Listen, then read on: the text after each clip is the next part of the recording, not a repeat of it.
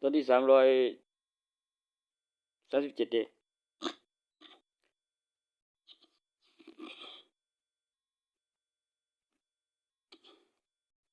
อืมอืมสำคัญตรงนั้นที่ละ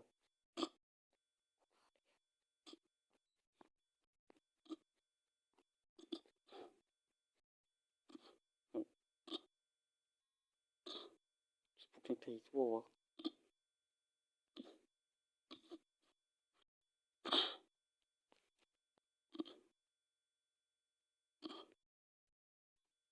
ใครสุดนะบ่วะเรื่องของมันแล้วถึงเสียละบอกดูเสาร์อาทิตย์ดีเนาะกูบอกมันอยู่มันยังสิดูอยู่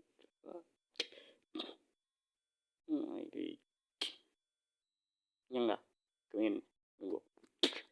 บ่กูสิบอกเสาร์อาทิตย์ละกูสิบอกสอบฤาษีแบบมีศาสตร์แล้วการศึกษานั่นนี่นั่นแหมฝึกอีกทีมันคือบ่ได้มีแต่อยู่วัดคือบ่ได้มีวัดโครงสร้างอาคารสถานที่ก็มี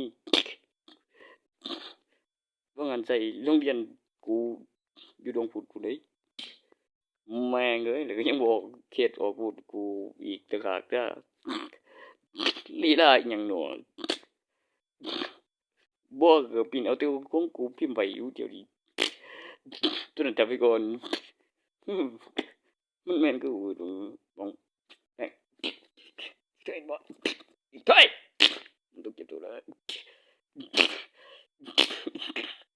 แม่งเอ้ยกูสิให้มันเอาโลดได้นั่นไผได้โทรศัพท์มาแล้วว่าจักสิกับเงินน่ะบ่กับบัตรประชาชนก็สำคัญไปอีก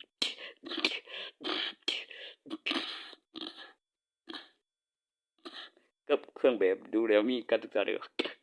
เหลือถ่ายรูปแต่ว่าเลือกได้คุณมักอาชีพใดเรียนปกติไอ้มันผมบอกผมก็ต่อสอนกับเครื่องผลิตเงินเนี่ยสอนกันของ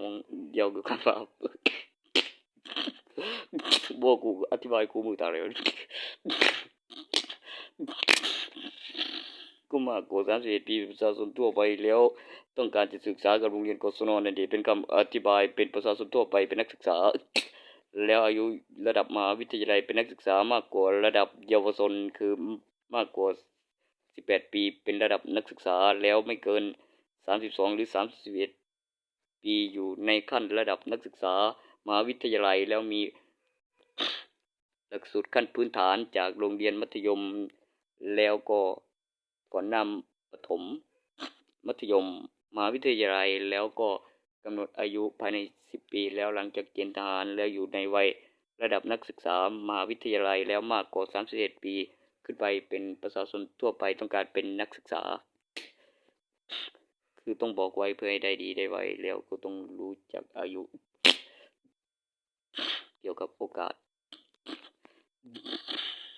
แล้วก็มากกว่านั้นคือสมัครไปเป็นครูบอประชาชนทั่วไปมีการศึกษาเห็นไหมล่ะกูจำเนี่ยสมัครไปมันไม่ใช่นักศึกษาที่ไหนเนี่ยยังวะบอกเจ้าของเงินว่าอยู่จะจึงไปลงทะเบียนเอาบอกว่าหน้ากลุ่มเรียนกศนนะบอกมีหน้ากลุ่มแล้วก็ยืนเรื่องธนาคารกับรูปรัฐบาลแล้วก็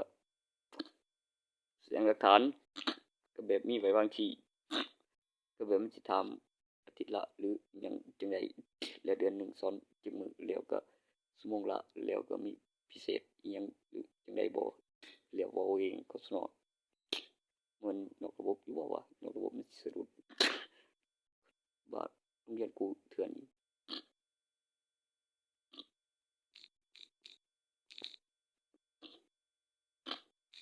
กูมีบัตรนักเรียนโรงเรียนน่าจะรวยยังวะบ่ไป